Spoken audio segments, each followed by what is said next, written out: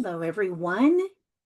Welcome back to Beneath the Silence, Healing the Wounds of Betrayal Trauma. I'm your host, Sandy Joy, and this space is for all of you. For those who have experienced betrayal trauma and for the professionals who walk alongside with them. I just want to remind you that I don't edit these podcasts, that I like them to be real, raw, and vulnerable, and as if we were having a cup of tea over the kitchen table. And while I'm going to give you information, it's like I'm discussing this with you, and I'm hearing you. Okay. So today I'm diving into the topic that really brings up a lot of shame, humiliation, confusion, and that internalization of self-blame. Okay. And it's about codependency versus safety in betrayal trauma. Hint, safety. I'm not a subscriber to the definition of what it is to be codependent, especially in trauma. Now, can there be people who are codependent? Yes. Does it exist? Yes. In betrayal trauma, I'm going to say not just no, but a hell no. Okay. It is about safety. So, if you're a betrayed partner, because this is where codependency, right? It's that closer relationship, but it can happen in the workplace as well. Okay. Or with a coach or something like that. So even when I say partner, please know that that can be transferable to other forms of relationships in which betrayal exists, right?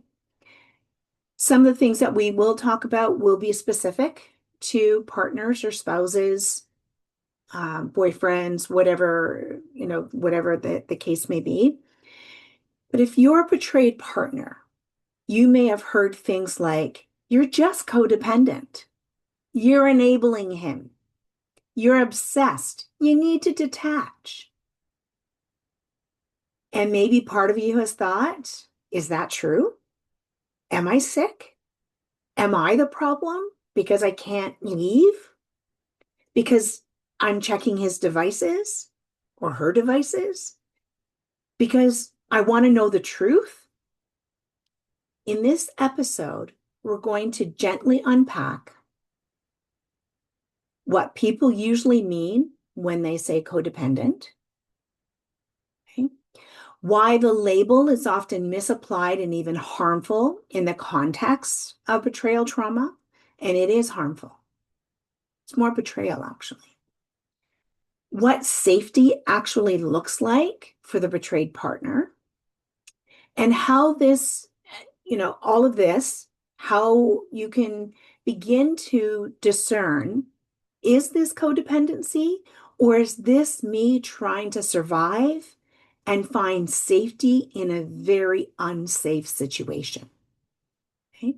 As always, this episode is for education and support, to build community, to help validate and so that you don't feel so alone. It's not a substitute for therapy or legal advice. But my hope is that by the end, you'll feel less pathologized, less labeled, more understood, and more equipped to prioritize your own safety. So let's just take a breath, because this is a heavy one. Okay, let's just take a breath. In through the nose. Let's hold it. And blow gently and slowly out through the mouth.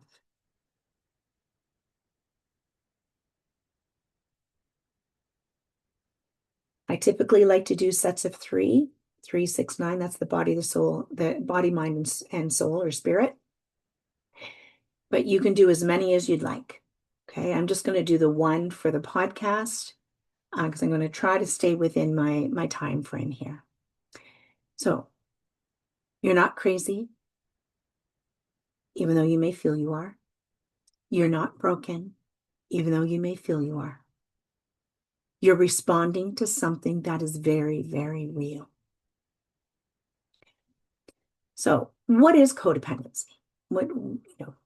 So let's start with that word. It's loaded.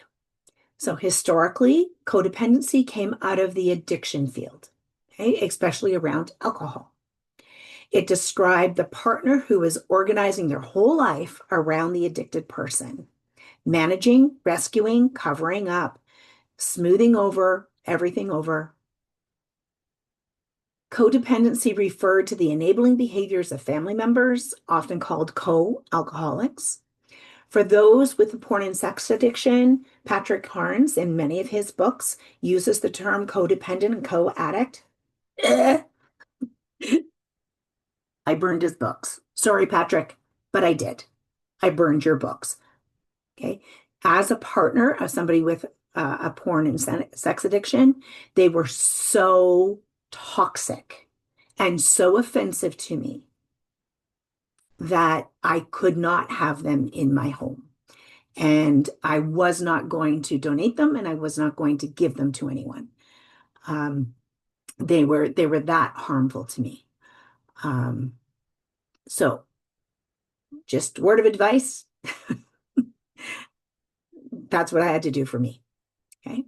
So used to, codependent and co-addict often describe the partners or spouses of the person addicted. So over time, though, this turned into the catch-all phrase, catch-all label that can mean you're too much, you care too much, you stay in a harmful situation too long, you're hyper-focused on your partner's behavior, you're in trouble setting boundaries or saying no, or you have trouble setting boundaries and saying no. The problem is about the boundaries component, and then I'm going to go into a little bit more here. Oh, sorry, I forgot to turn this off. See, I don't edit, so I'm just going to mute.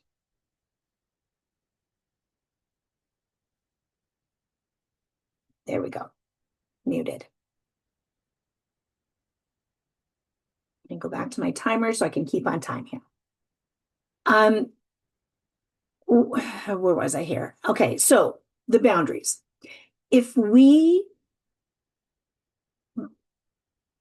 lack respecting ourselves, and that's because our self-worth is so low, it is very difficult for us to set healthy boundaries. And what often we do is we make requests in the thinking that they are boundaries. But requests can be denied, and then we don't do anything. A healthy boundary is something we follow through. Somebody else may think of it as a consequence, but it actually is about your own safety. I'm going to do a whole podcast on boundaries and what they are and what they aren't. And so I'm not going to get into any more of that right now. But many of us, when we are traumatized in betrayal trauma, have very great difficulty setting healthy boundaries. Okay. The problem is that we take the very broad idea of codependency and slap it onto someone who is actively being harmed, lied to, or gaslit, that psychological abuse. We're often confusing survival strategies with a relationship disorder, and it's not true. So I want to name a few behaviors that get called codependent, and then later we'll look at them through the safety lens. Okay. You might recognize yourself in some of these. Hyper monitoring. Okay. Even feeling obsessive about it. Checking phones, bank accounts, browser history, social media. And not just phones, but computers and tablets, all the devices. Policing the relationship. Asking a lot of questions, needing details of acting out, wanting transparency. Overfunctioning, managing everything at home, the kids, the appointments, the emotional climate, so things don't explode. Sound familiar? Taking responsibility for their feelings, walking on eggshells so they don't get angry or shut down or act out more. Difficulty leaving, staying in the relationship when even when others say, why don't you just go? Here's the thing I'm going to just say about that piece, and we'll talk about more on the safety.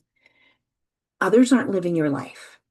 Others have not experienced exactly what you have experienced, even if they've experienced something similar. They haven't experienced what you have experienced. They may have had less going on in their life, less stress, other than the trauma component, than what you are going through and all the stress that's in your life and all the, everything that's there. There are so many variations of what is happening for you versus someone else that no one else can make that decision for you. So this is what why don't you just go, this is what I suggest. I'm not able to at this time. I'm not able to make that decision at this time. What I need is for you to have my back and be by my side rather than judging me for staying. And you may decide that you can't go ever. And that's okay too. You can still seek help and still grow you. Okay. So now, if we ignore context, those can look like codependent traits. Okay. But betrayal trauma is about context. And that's why, I say somebody else may have similar experience to what you've experienced, but the context in which they're living their life may vary greatly from yours. Okay. So the context of around this is that there has been chronic deception. When there's betrayal, there is chronic deception, again, over months and most often years. There may be compulsive or addictive sexual behavior. There may be coercive or covert control. And in fact, there will be. There will be both. Financial control and spiritual manipulation. Your nervous system is desperately trying to answer one question. Am I safe? And are the people I love safe? Because if that person isn't safe anymore, the perpetrator of your betrayal, then who is safe? And it really feels unsafe in our bodies. When professionals or partners just jump straight into your codependent, they often skip right over the question of safety. This happens more often than not if the professionals do not know or understand what betrayal trauma is and just how destructive and damaging it is. And that, for me, is a huge red flag. So rather than diagnosing you as with codependency, I want to invite a different question. Given what you've lived through, does your behavior make sense as an attempt to survive, stabilize, and find safety? And we're going to come back to this question. So, what safety actually means in betrayal trauma? So let's talk about it. Let's talk about safety. Because when I use the word, I don't mean, is he hitting you or not? Okay. Safety is layered. And I'm going to, again, another podcast for the future on intimate partner violence and what it is. Okay. Physical safety. Is there physical violence or threats? Are you in danger if you set a boundary or tell the truth? Sexual safety. Is your body being respected? Are you being exposed to STIs? To sexual behaviors you didn't consent to? Or to pornography and objectification in your home? I'm going to argue not just in your home, but even outside your home. Okay? By the perpetrator, but also by others who may be objectifying you. Emotional and psychological safety. Can you bring concerns without being mocked, blamed, the anger projected onto you, stonewalled? Are you being gaslit, minimized, or called crazy? Relational safety. Is there honesty, integrity, accountability? Do words match actions over time? Because actions, the saying, actions speak louder than words. It's true. Someone can say, I love you, I love you, I love you, I love you, I love you. Doesn't speak to love. Or they can say, I love you, I love you, I love you, and then are going and having multiple affairs, or even one affair, or flirting with others, objectifying others, watching pornography, whatever the case may be. Okay. Or are you living in a fog of secrecy and half truths? Financial safety. Do you have access to money? Are resources being hidden, gambled, or spent on acting out? Spiritual and community safety. Are you being believed and supported? Or are you being told to forgive and submit while the harm continues? And told doesn't have to be the actual words. It's what you're feeling, that you have no other choice. When any of these are compromised, your nervous system goes into survival mode. You might notice that hypervigilance, difficulty sleeping, obsessive thinking, obsessive actions. I've got to check his phone, the computer, whatever it is. A strong drive to just know the truth. I just need to know the truth. Intense fear if you consider leaving or setting a boundary. What might happen? Will they continue the lie? That you're the cause? That's what my ex did. The nervous system is not asking, how can I securely attach and emotionally, and be emotionally balanced today? It's asking, how do I not get hurt worse?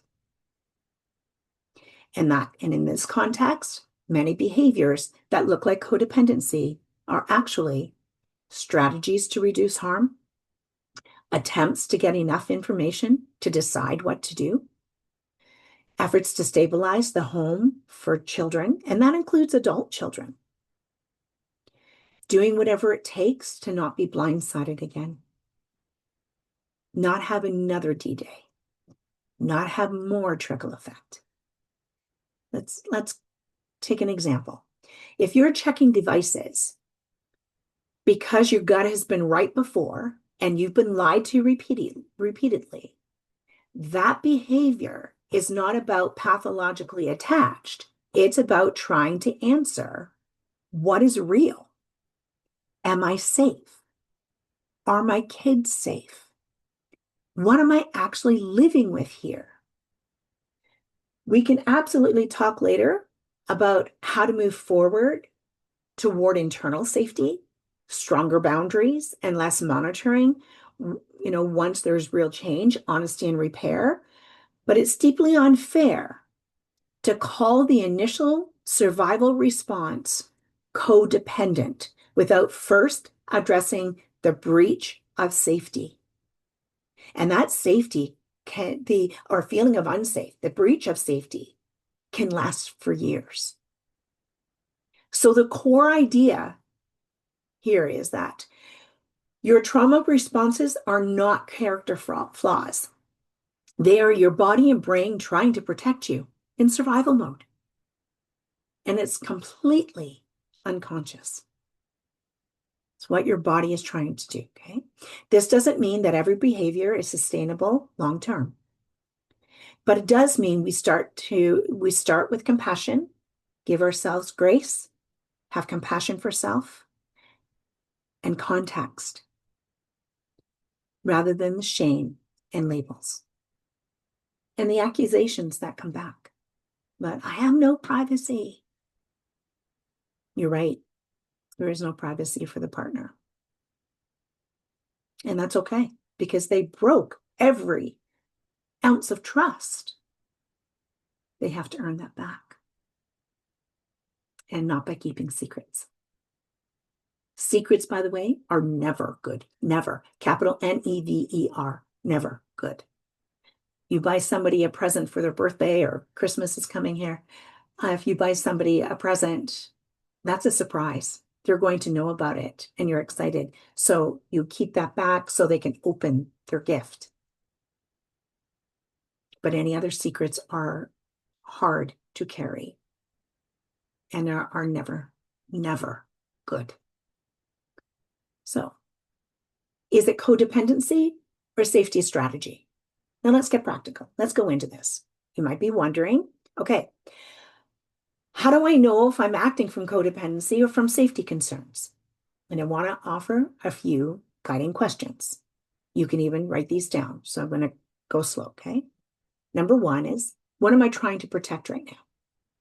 So if you need to write that down, you do so. Well, and you can pause the video, write it down, okay?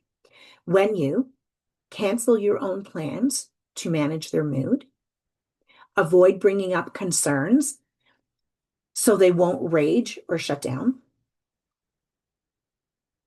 take on more and more responsibility so the family doesn't fall apart. Ask yourself, what am I trying to protect? Is it your physical safety, yours, your emotional stability, your children's emotional stability, your ability to keep a roof over your head? If the answer is yes to any of these, this may be less about codependency, a lot less, and more about harm reduction in an unsafe environment. If, on the other hand, you notice, I'm abandoning my needs so they won't feel discomfort, the other person won't feel discomfort. I'm taking away all their natural consequences so they never have to face reality. Okay. That may be moving into self-abandonment. And a part of that is the betrayal of self. A place where we can gently explore codependent patterns later when safety is more stable. Hint, when safety is more stable and you have inner safety, you won't have these behaviors or any behaviors that relate to codependency. Think about that. Okay. So number two, second question, do I have real power and real options? It's easy to label someone as codependent when we assume that they have the same choices and resources we do. Ask, do I have my own income? And it is enough income to support myself and possibly any children? Do I have a safe place I could go?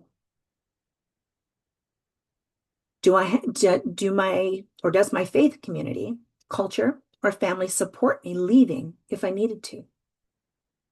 Because that's huge. Am I worried about how leaving will affect the children, including my adult children? Am I being threatened overtly or covertly with punishment if I set boundaries? If your options are limited by coercion, control, or lack of resources, staying is not a personality flaw. It is a survival decision with a constrained reality. What happens when I try to move towards safety? Try small steps. Asking for a full disclosure with a trained professional. Setting a boundary like, I'm not going to be sexually intimate without a full STI testing and sobriety. I need to know that you are safe. And if there is any type of acting out, including pornography, have yourself tested for STIs. You may not have a full disclosure. You may not ever get a completely true full disclosure. Will what you get is, will it be enough? Always look after yourself. Okay? Saying, I'm going to need individual support for myself and I'm going to tell the truth in therapy. Telling the truth is really important. Then watch the response. If moving towards safety is met with respect, accountability, transparency, and over time, consistent change behavior. And in fact, their behavior will do a 180. They'll be a whole different person than who you knew before, who had the addictions or had the behaviors. Then your system may slowly not need much intense monitoring or overfunctioning. The need for those behaviors may lessen as safety grows. Sometimes those behaviors, such as obsession about phones, tablets, those kinds of things, lessen as well, as even if you're not getting the accountability, the ownership, the change in behavior, the empathy, even if you're not getting that, as you withdraw from the relationship into your own safety, you may not, care what the other person is doing, the perpetrator is doing anymore, or have less care about checking because you're feeling that safety within. If moving towards safety is met with rage, blame, or spiritualized guilt, more lying, more hiding, more secrecy, telling you that you are doing too much therapy and need to scale back, or pressure to get over it and move on. Let's get over it. It's in the past. I've moved on. You need to do. Without repair, then your nervous system is on high alert because the threat is still there. Again, the issue is not that you are codependent. The issue is the environment remains unsafe.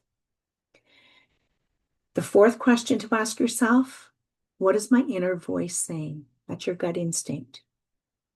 Often betrayed partners already have a wise, quiet voice inside themselves saying things like, this isn't okay. I'm so tired of managing everything. I don't feel safe in my own bed or in my own home.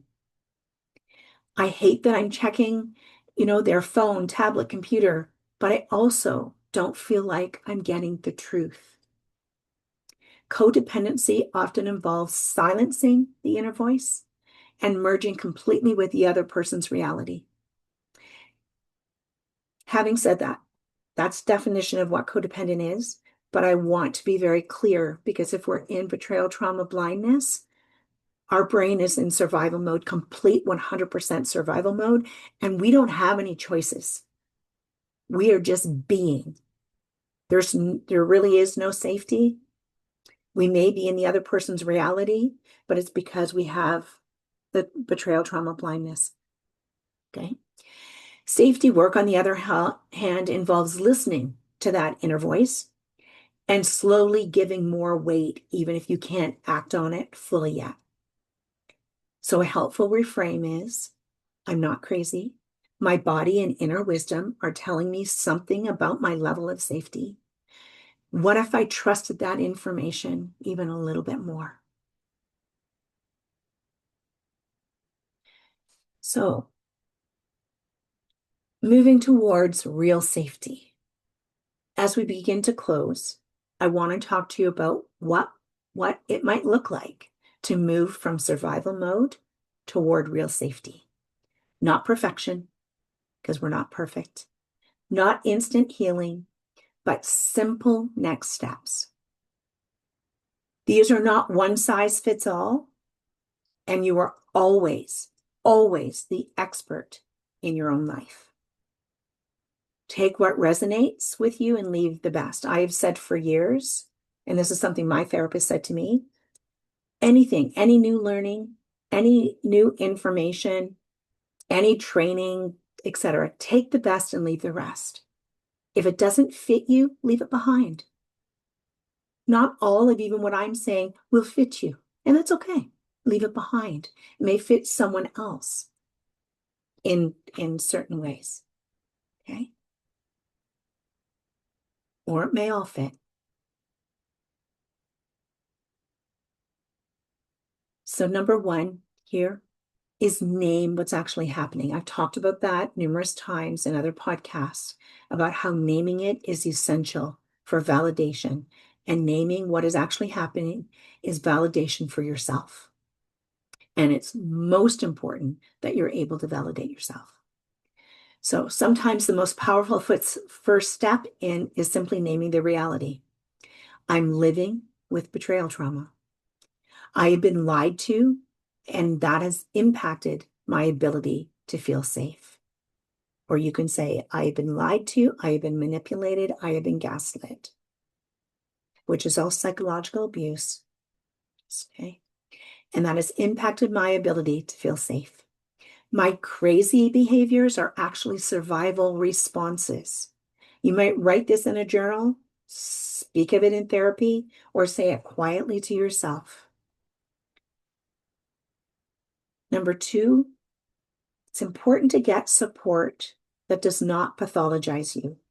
If you go to a therapist, a psychologist, a coach, a counselor, or even groups, and they are labeling you, run. Unless they say this is betrayal trauma, this is what you have experienced.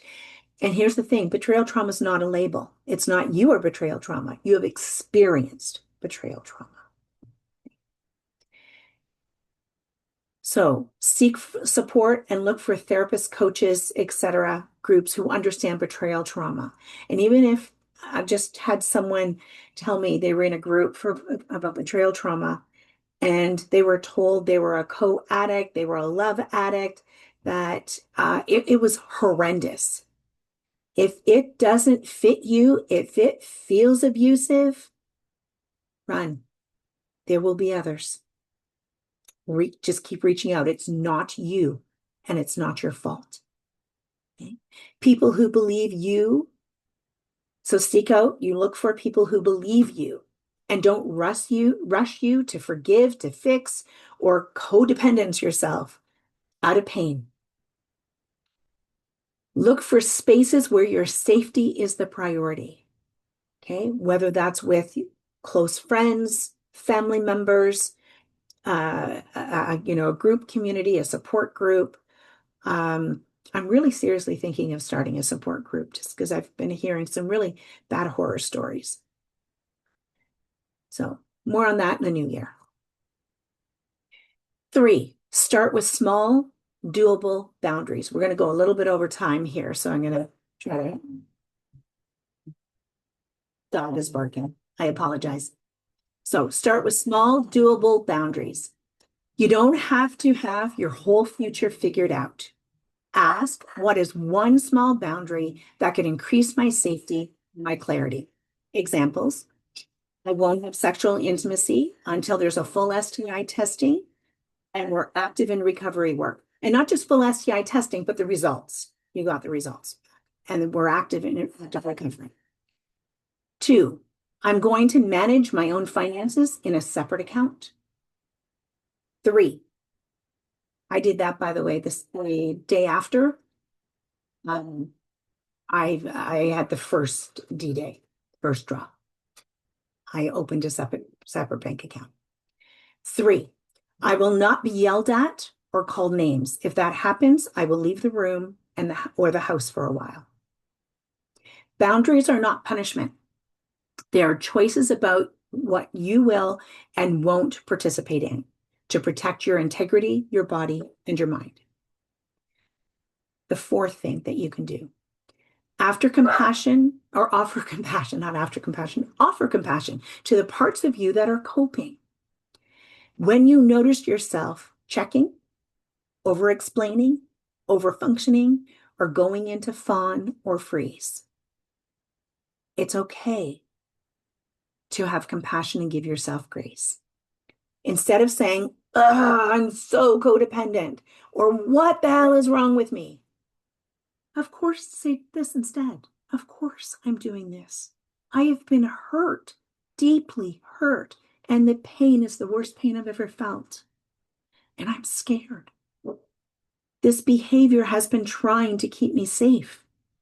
I can thank it for trying to protect me. And over time, I can learn new ways to feel safe. So give it the grace. Thank it. Thank the behavior. Your healing will not come from shaming yourself into change.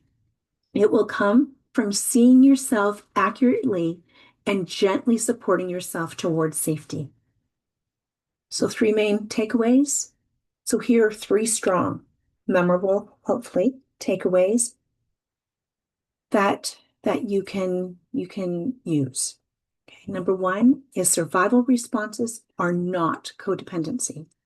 Behaviors often mislabeled as codependent, check-in devices, hypervigilance, obsessions, overfunctioning, struggling to leave, are normal trauma responses to an unsafe environment. Your nervous system is trying to protect you, not attach you dysfunctionally. The second, safety must be assessed before any labels are applied. Before using words like codependent, you must ask, is this person actually safe? So this is for therapists, but it's also ask yourself and expect it of your therapist or your coach or whatever, okay? Is this person actually safe for me? Am I safe? Emotional, sexual, relational, financial, and psychological safety must be addressed first. Without genuine safety, the body remains in survival mode. And the third thing to take away, you deserve compassion, not pathologizing. Betrayed partners are often misunderstood, judged, or blamed. But your responses make sense in the context of betrayal trauma.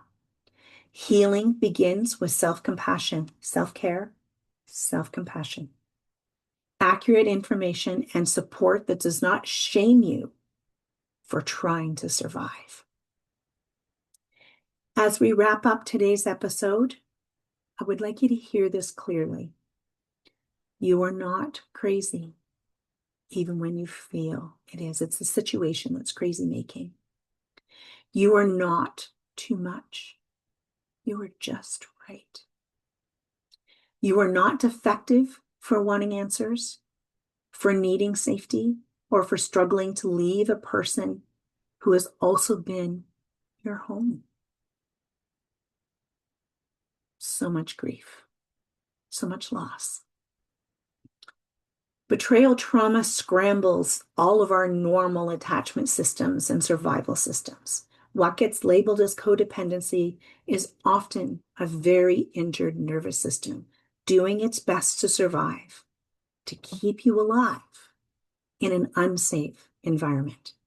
It's okay to ask, is this behavior truly about codependency, or is it about safety? And you will find the answer most often. I'm going to say 99.999% of the time, it's about safety. If the answer is safety, the goal is not to shame the behavior. The goal is to increase your real safety. So those survival strategies don't have to work so hard. And I want to thank you for spending the time with me today. Be gentle with yourself. Your need for safety is not a flaw. It's a sign that you are human, that you matter, and that your body is telling you the truth. If this episode resonated with you, please let me know. Leave a comment or send me an email at sandy@sandrajoy.ca. If you know someone who's been told they're so codependent after discovering betrayal, would you consider sharing this episode with them? Sometimes just hearing you're not the problem is a lifeline. Thank you for joining me today on Beneath the Silence, Healing the Wounds of Betrayal Trauma. Remember that healing is possible, even from the deepest, most painful wounds. If you are able, please subscribe to my YouTube channel, like and share the podcast so that others may learn and find community. Again, no pressure, just if you're able, that would be great.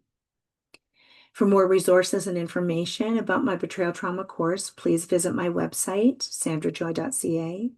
And join me next week as we continue to explore the differences and similarities between coercive control and covert control. And that flows really nicely from this about codependency and safety. And until next time, take gentle care of yourself. And as always, remember, I see you, I hear you, and I believe you. Until we meet again.